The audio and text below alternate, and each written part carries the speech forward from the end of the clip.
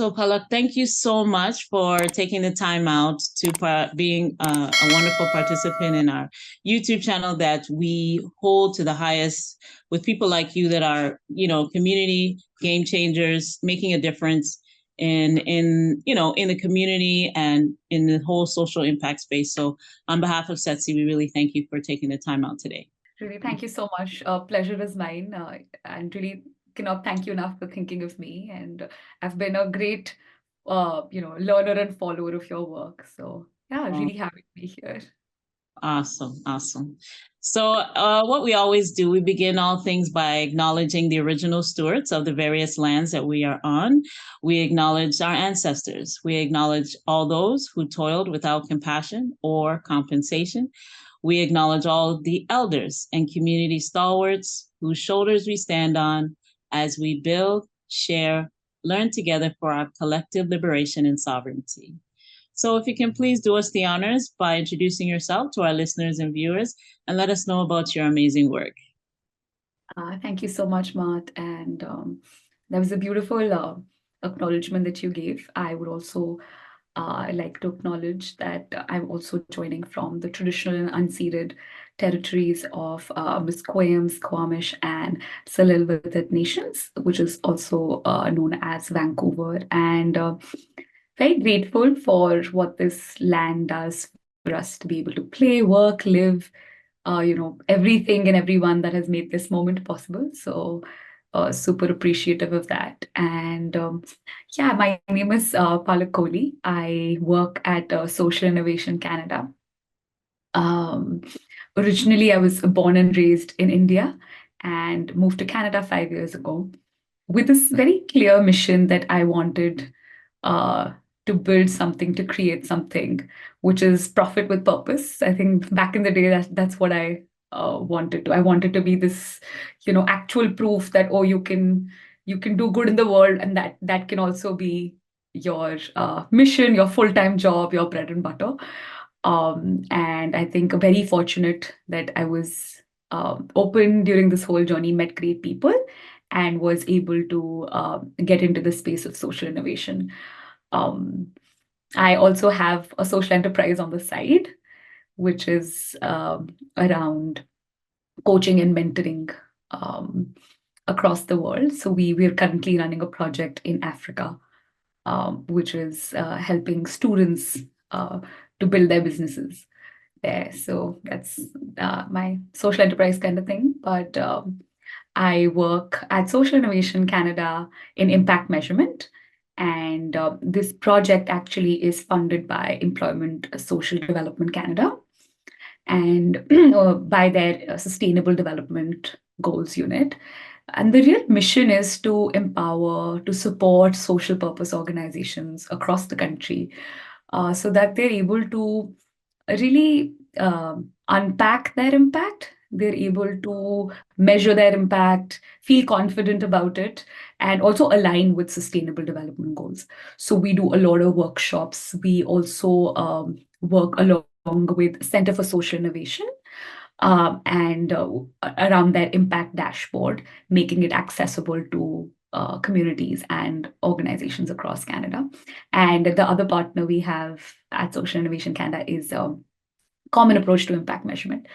And we follow their frameworks, their common foundations, and other frameworks that they have to advance the work and also support and train organization on the common foundations as well through our programming. We do also a lot of highlighting national stories of organizations that are measuring impact, just so that we can inspire other organizations to also measure their impact. So that's a little bit of, I think, a long answer to your question. Or how would you articulate your mission and vision for us? I love that. I think through our work, I think what really, I would say the mission and vision was that the idea was to meet organizations where they're at. So instead of imposing a lot of, funders will tell you to measure this impact and that impact, we tried to step away from that and really tried how can we give that power back to organizations to define their own stories, to define their own metrics of success, to define their own KPIs. So I think that is what we observed, that that helped organizations also connect with impact measurement more. They were already creating such great work. It was just a matter of finding the right tools to be able to articulate it. So I think that was a little a mission that I really sort of resonated with. Are you also hoping to have like a personal mission or vision here, or work is fine? Oh, work is fine. Whichever you're drawn to. Awesome. That's amazing. And what inspires you most about your work? I think the community part of it. I think that is the most powerful, I would say. It's been you go in when you start a project, you go in with a lot of some assumptions that okay, this may happen, this might happen, but I think really to have that open space. And I also love employing the concept of in the indigenous ways of knowing, which is a sharing circle. So I think we were able to build a community of practice, which we call the community of people, really able to hear from people that um, learning from them about their impact journey, what has worked for them, where do they want to go, what do they need in terms of impact measurement, because it may get a little overwhelming. I think the other inspiring piece has been that, of course, it's hard to be able to connect with social purpose organizations all across the country. But I think the real mission behind it was that really let's make it accessible to everyone. Let's try to not leave anyone behind. And I think my personal values also align with that a lot, where you want to make sure that everyone is included, and you're not uh, leaving anyone behind. So yeah, I think that was great. And in terms of community, we were able to, this started off as a project for social purpose organizations like charities, nonprofits, big or small across Canada.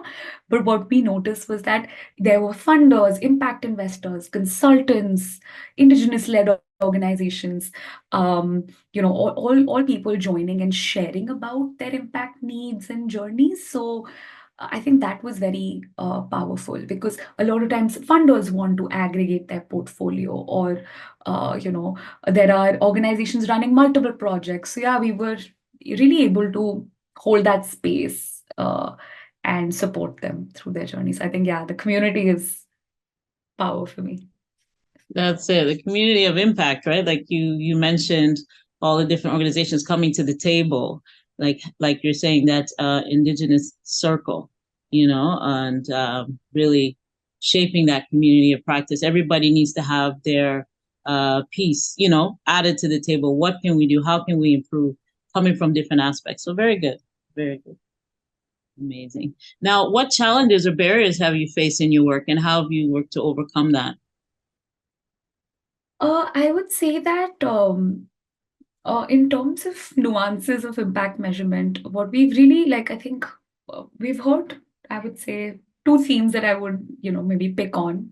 And these two are not, of course, representative of everything, but one was that early organizations, or smaller organizations in Canada, feel that they don't have the capacity or the time to be able to measure their impact, track their impact, keep a tab on their KPIs if they're not being told to do so. So sometimes, having that lack of capacity, because they have competing priorities, right? As founders or as small organizations, that is something that we've heard that's a challenge for social purpose organizations.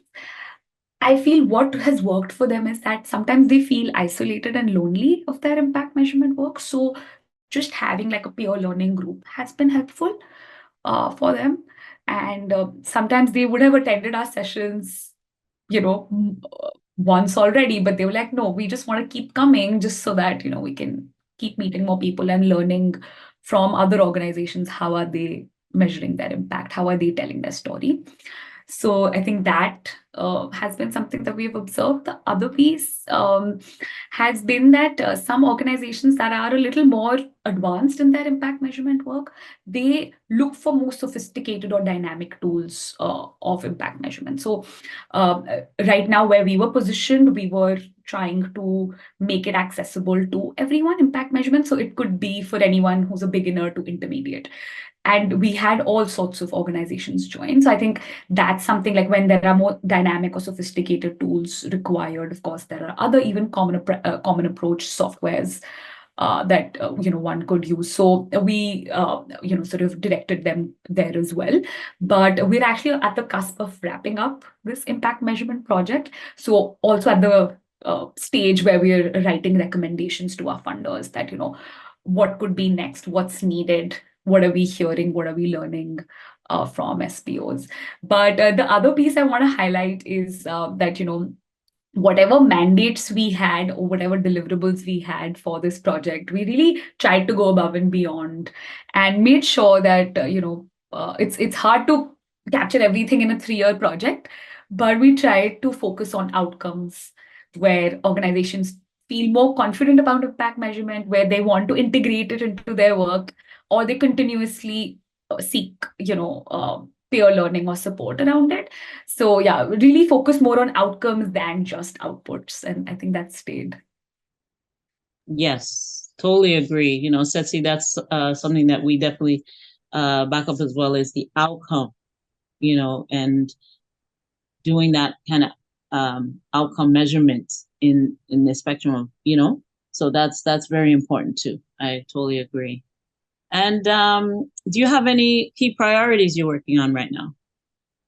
Yeah, so we've actually had certain deliverables through this particular project. So we call this our project Adopting Common Measures is what it's called in association. Of course, we are operating in association with the Canadian Community Economic Development Network, CEDNet, Center for Social Innovation and Common Approach to Impact Measurement. And the project is led by Social Innovation Canada as of now. So we had certain deliverables even for making Impact Dashboard accessible to 1,200 organizations across Canada, featuring stories over 36 testimonials or 18 profiles. So we've had like certain key priorities we had output wise, but like I mentioned, I think we always try to do a lot of pulse check, so a mandate that we didn't have was running a survey. Like we ran an anonymous survey just to understand, get a little bit of pulse check, sense make of what organizations require and need in terms of understanding, aligning with sustainable development goals or not. And we really sort of tried to go above and beyond, attended a lot of events, conferences, showcased our work there.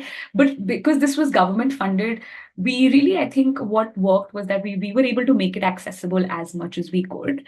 And the CSI Impact Dashboard continues to live on even beyond our program. Social Innovation Canada is continuing to do great work in systems change as well, in ecosystem building, innovation lab, systems transformation. So yeah, we're now at the cusp of ending this project, but all our partners and even our own organization is continuing to advance work in their own respective fields.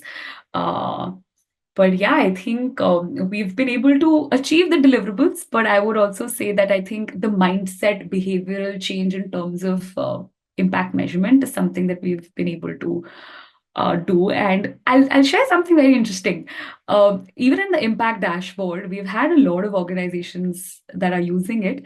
But now when we look at the patterns, the way they use it, they actually are using it where they need it. So it's not like a linear pattern that, you start with entering your overview information and then you go to SDGs and then you go to logic model. No, they go to where they need it the most for their organization. So that's been interesting to see that, we couldn't have thought of it that that's how it'll be used, but that's how the dashboard is being used. But yeah, we're glad that we were able to support That's it. great. Very, very organic, where Yeah. you'll see real raw data of where they're being gravitated towards. So it's good.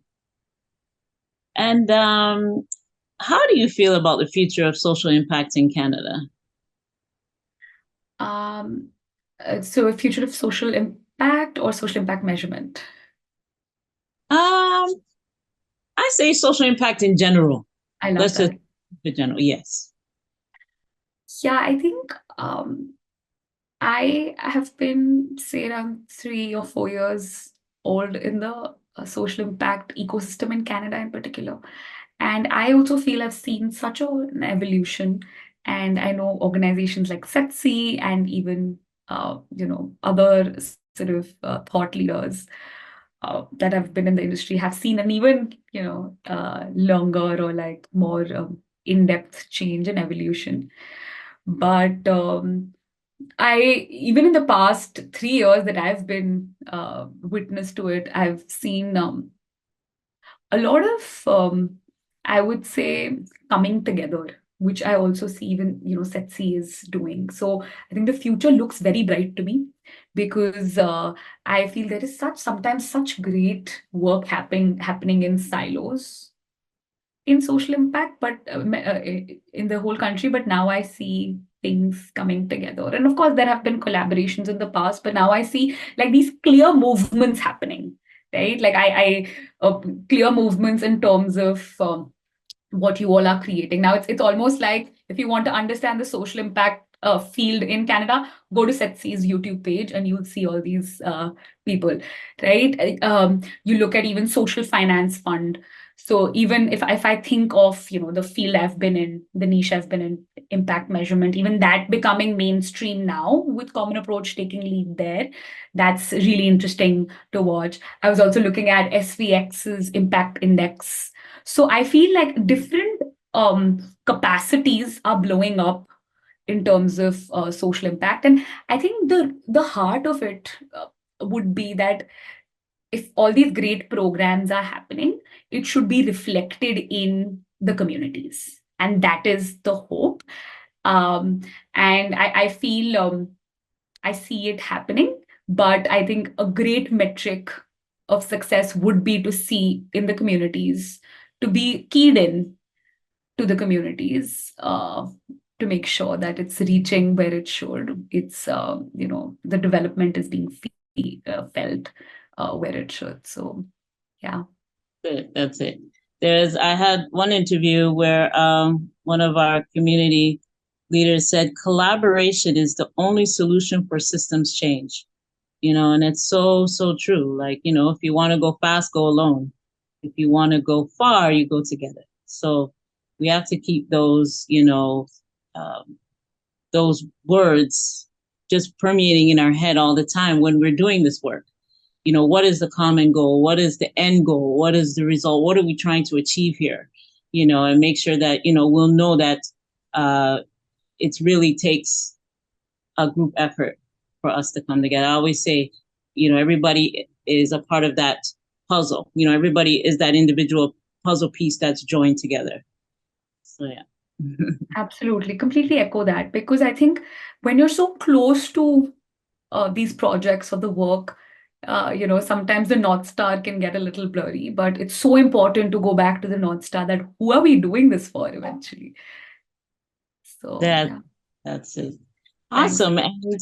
And what is your ultimate goal, and what does success look like for you and your colleagues? I think in terms of this work that I've been able to um, advance, I would say that it is not just the awareness around impact measurement that I felt has been established, but it was really about holding that space for organizations to recognize that the work they're doing. Because sometimes, again, when they're so close to it, they don't even realize that, oh, we've done all this great work. This is all the great work we can report, or this is all the great work we can write about.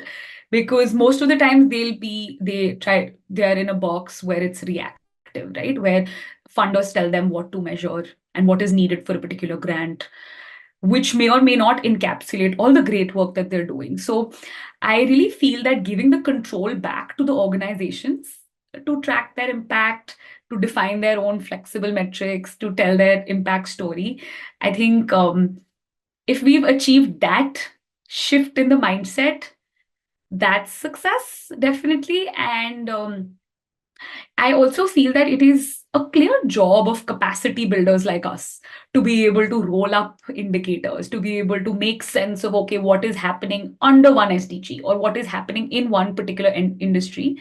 If there are, for example, hundreds of organizations contributing towards one SDG, say, for example, zero hunger, and they're doing very different projects, it should not be their responsibility to fit in to certain metrics. So I think that's that ultimate goal. And I feel Common Approach also has been tremendous in advancing this work, where they're also speaking with funders and then organizations just to sort of have that middle way.